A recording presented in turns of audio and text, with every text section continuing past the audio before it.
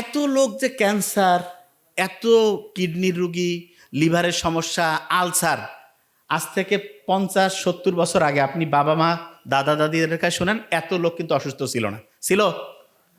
কারণটা কি জানেন? ব্রয়লার মুরগির যে ডিম কারা কারা খান হাত উঁচু করেন তো। সবাই খায়। আচ্ছা, এবার শুনেন, আমি কিছুদিন আগে ব্রয়লার মুরগি নিয়ে একটা স্পিচ দিয়েছিলাম। কিছু ব্রয়লার মুরগির ব্যবসায়ী বা অন্য কেউ আমি জানি না, ওরা এসে আমাকে অফিস থেকে জানাইছে, ওরা এসে করছে, হ্যাঁ সারিলা কথা কেন করছে, যে আমাদের এটা সরকার খাচ্ছে অমুক তমুক। আচ্ছা, সরকার কি খায় সেটা আপনাকে আমি বলি, তাহলে শুনলে অবাক হবেন। আমেরিকার প্রেসিডেন্টও কিন্তু মুরগি খায়। খুব ভালো করে নোট করেন, খুব ইম্পর্টেন্ট। আমাদের দেশের যারা খুব উঁচু স্তরে তারাও খায়, আমরাও খাই, আপনারা সবাই খান। আমেরিকার প্রেসিডেন্ট, ইউরোপের দেশের যে প্রেসিডেন্টরা, ওরা যে মুরগি খায়, ওইটার জন্য আলাদা, মুরগির চলাফেরা ঘোরাঘুরির জন্য আলাদা হচ্ছে ডিপার্টমেন্ট আছে। ওইখানে মুরগিরা দৈনিক এক্সারসাইজ করবে। তবে আপনি কি করছেন? হ্যাঁ, মানে বাজার থেকে আনলো মুরগি জব করে খাবে? নো, ওইখানে মুরগি এক্সারসাইজ করবে। এবং এক্সারসাইজের নিয়ম কি জানেন? সূর্যের আলোর নিচে তাকে এক্সারসাইজ করাইতে হবে। এবং মুরগির যে ঠ্যাং, সেইটা আবার মাটিতে মিশতে হবে। যে ভাই এটা কী বলছেন? ঘাস, মাটি, নেচারের সাথে কানেক্টেড থাকতে হবে। এইরকম করে মুরগি ঘুরতেছে ঘুরতেছে। এখন এরকম করে একটা জেনারেশন, মনে করেন একটা মুরগি আছে, ওই মুরগির ডিম দিলে পরের আরেকটা জেনারেশন আসবে না? ওই পরের জেনারেশনের যে মুরগি, ওই মুরগি বা তারপরের যে মুরগির বংশধর, সেই মুরগি খাবে। কিছুদিন আগে বোধহয় আপনারা দেখছিলেন না, উচ্চ বংশীয় গরু, কিন্তু এটা ভাওতাবাজি। কিন্তু এইটা যেটা বললাম, এটা উচ্চ বংশীয় মুরগি, এটা ঠিক আছে। বুঝতেছেন আমার কথা? যে ভাইয়া এটা কি কারণে করে শুনেন। একটা, আচ্ছা আমি আপনাকে বলি, একটা মানুষ আছে, এই যে এইটার মধ্যে যদি আমি ভালো পরিষ্কার পানি রাখি, এটা ভালো, জীবন বাঁচাবে। এইটার মধ্যে যদি আমি ব্যাকটেরিয়া, বিভিন্ন ভাইরাস টাইরাস মিলে, কথার কথা, যদি আমি পানিটা ঢুকাই, এটা কি জীবন বাঁচাবে না মারবে? আচ্ছা, আমাদের যে মুরগি আছে, এই মুরগিগুলো কিন্তু হচ্ছে বিভিন্ন খাবার খায়। আমি তো জানি, আমার তো বন্ধুবান্ধব সব জায়গায় আছে, আমি তো ব্যাপারটা জানি। আমাদের যে বাংলাদেশে বেশিরভাগ, আমি বলবো না যে 100, এটা আপনি বাছাই করে নিন, বেশিরভাগ ক্ষেত্রে যে বিশেষ করে যে ব্রয়লার মুরগিগুলো আছে, এদের যে খাবারটা খাওয়ায়, এদের কিন্তু আলাদা করে ইঞ্জেকশন দেয় না। অনেকে মনে করে এদের মধ্যে অ্যান্টিবায়োটিক ইঞ্জেকশন দেয় না। কি করে জানেন? ওদের যে পানি, খাবার, ওগুলোতে হচ্ছে অ্যান্টিবায়োটিক মিক্সড করে দেয়, এবং ওইটাও খায়। কি কারণে?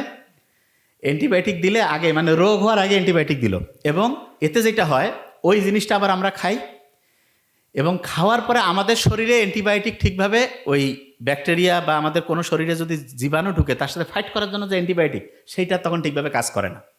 এই সহজভাবে, এই জিনিসটা সহজ করে বোঝানোর জন্য আপনাকে আমি একটা এক্সাম্পল দিই, তাহলে বুঝতে পারবেন।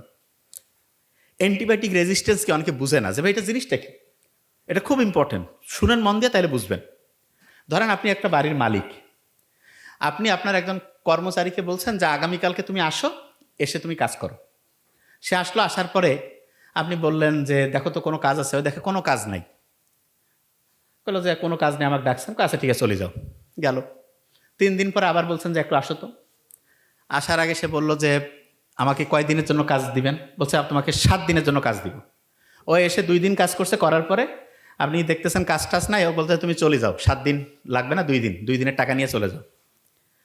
এর মেজাজটা একটু কিন্তু খারাপ, যে কিরে ভাই, আমি হচ্ছে যে একবার গেলাম, যে দেখি কাজ নাই, এরপরে 7 দিনের কথা কয়ে 2 দিন কাজ করে আমাকে ফিরাই দিল। এরপরে যখন আপনি তাকে ডাকবেন, এবার কিন্তু সত্যি আপনার মনে করেন যে 7 দিন বা 10 দিনের কাজ আছে, ওই লোকটা কি আর সহজে আসতে চাবে কি চাবে না? এই কথা কন না কেন? চাবে? চাবে না। আচ্ছা এবার দেখেন, এখনও জিনিসটা মাথায় ঢুকে না, আমি জানি এবার ঢুকবে। এই যে 2 সারির মধ্যে যারা আছে না, শোনেন, এনারা সব ধরেন ব্যাকটেরিয়া, এরা আমাদের শরীরে ফাইট করে আমাকে অসুস্থ বানাইছে। আমরা ডাক্তারের কাছে আসলাম, আমাদের শরীর ফাইট করে করে পারছে না, ডাক্তার বলতেছে বাহির থেকে সৈন্য পাঠাচ্ছি। সৈন্য কি? একটা অ্যান্টিবায়োটিক দিল, অ্যান্টিবায়োটিকটা খাইলাম। অ্যান্টিবায়োটিক হচ্ছে এক ধরনের বোমা। এইখানে মনে করেন যে 15 জন মরে গেল। আচ্ছা 15 জন যদি একসাথে মরে যায়, বাকি 4-5 জন কি আর চুপ করে থাকবে, নাকি ওই সময় কোনো কিছু করবে? চুপ হয়ে যাবে, যে ভাই কি হইলো, বুঝতে চেষ্টা করবে না? আচ্ছা, তা আপনি ওই 5 জন কিন্তু আছে, কিন্তু 1 ডোজ খাইছেন বা 2 দিন খাইছেন, 4-5 জন বেঁচে আছে, সবগুলো মরছে। তখন আপনি চিন্তা করতেছেন, ডাক্তার কইছে 7 দিন খাইতে ধর, কেন 7 দিন খাবো, আমি তো এখন সুস্থ হয়ে গেছি, না খাইলেও হবে। আচ্ছা, যে 4-5 জন আছে, আপনি চিন্তা করেন, এরা কিন্তু ভাই বাপ নিজের বংশের সব লোক। আপনার বংশের যদি সবাইকে মারি ফেলায়, 2-4 জন যদি বাঁচেন, আপনি চিন্তা করবেন না যে কে আমাকে মারলো? এই জিনিসটা গবেষণা করবেন। গবেষণা করে আপনি ওই যেই জিনিসটা দিয়ে মারছে সেই জিনিসটা ক্যালকুলেশন করবেন, করে আপনি কি করবেন, যে আমাকে এইটা দিয়ে মারছে, এই গোটাল জিনিসটার বিরুদ্ধে আপনি একটা গোটাল সিকিউরিটি সিস্টেম তৈরি করবেন। করার পরে আপনি কি করবেন, যে ভাই আমার বংশকে ধ্বংস করছে, যে ধ্বংস করছে তার বংশ ধ্বংস করা লাগবে। কিভাবে? আপনি তখন হচ্ছে আন্দোলনে বের হয়ে গেলেন। ওই এলাকার যত ব্যাকটেরিয়া আছে সবাইকে বলবেন, যে ও কিন্তু এটা দিয়ে আমাদেরকে মারছে ভাই, এই জিনিসটা তোমরা নাও। এটা কি, যে তোমরা যখন ওকে অ্যাটাক করবা তখন ও যে ওষুধটা খাবে, মানে যে বোমাটা মারবে, সেই বোমাটা দিয়ে তোমাকে ধ্বংস করতে চাইলে এইটা সামনে আগায় রাখবা, তাহলে তুমি ধ্বংস হবা না। তাই নাকি? কয় হ্যাঁ। ও তখন ওইটা নেওয়ার পরে ও কবে যে আমাদের তো বংশে আরও এরকম আছে, হ্যাঁ সবার এটা, মানে নিজের সিকিউরিটির জন্য সবাই এটাকে জানাই দাও। এরকম করে ওই এলাকার যত লক্ষ লক্ষ কোটি কোটি ব্যাকটেরিয়া আছে সবাই জানলো না। জানার পরে মনে করেন ওই ব্যাকটেরিয়া এই নিচে যারা আছে তাদের কাউকে ধরছে। এখন উনি আসি বললো যে ডাক্তারকে, যে স্যার এরকম আমার অসুস্থ, সুস্থ হচ্ছি না। আমি চিন্তা করলাম এর আগে তো এরকম লোক সুস্থ হয়েছে, আমি ওই ওষুধটাই দিলাম। ওরা কিন্তু আগের থেকে রেডি হয়ে আছে, ওষুধ খাইলো 1 ডোজ, কাজ হয় না। তারপরে যে সুস্থ হয়েছে তাকে বলছে, কি দোস্ত তোমার না 1 ডোজে কাজ হয়েছিল? কয় হ্যাঁ। তোর হচ্ছে না? কয় তাহলে ডাবল করি খা। 2 দিন 3 দিন 7 দিন খাওয়ার পরে কাজ হচ্ছে না। কেন? কারণ যেটা দিয়ে ওকে মারবেন সেইটা টেকনিকটা সে আগেই বের করে ফেলছে। এই কারণে এই যে প্রথমে ধ্বংস হইলো পরে ধ্বংস হইলো না, বাধা দিল না, এইটাকেই সহজ করে বলে অ্যান্টিবায়োটিক রেজিস্ট্যান্স। কখন হইতে পারে সহজ করে? আপনার শরীরে ধরেন যে কোনো জীবাণু নাই, তখন যদি আপনি খান, এটা তাহলে হইতে পারে, কাজ নাই, ডাকছেন। আরেকটা হচ্ছে যে সবাইকে মারতে হবে, কিছু মারলেন কিছু রাখলেন, তাইলে ওই যারা আছে তারা বাকি সবাইকে সিস্টেমটা বুঝাই দিবে। সিস্টেম যদি বুঝাই দেয় তখন অন্যের শরীরেও যদি আপনি অ্যান্টিবায়োটিক সত্যি সত্যি দেন, ওরা তো আগের থেকে রেডি যে এরকম করে মারবে, আমরা আগের থেকে এরকম করে ধরবো, তাহলে কিন্তু তাদেরকে আর হারানো যাবে না, তখন তারাই জয়ী হয়ে যাবে। বুঝাইতে পারছি আমি কি বলছি?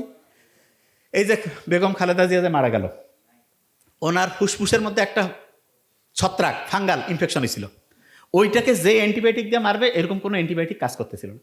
এই কারণে ওইটা থেকে ইনফেকশন হয়ে সারা শরীরের মধ্যে রক্তে মিশে গেল। আস্তে আস্তে আস্তে আস্তে ওনার জীবনের একদম মানে শেষ পর্যায় থেকে পৃথিবী থেকে চলে গেল।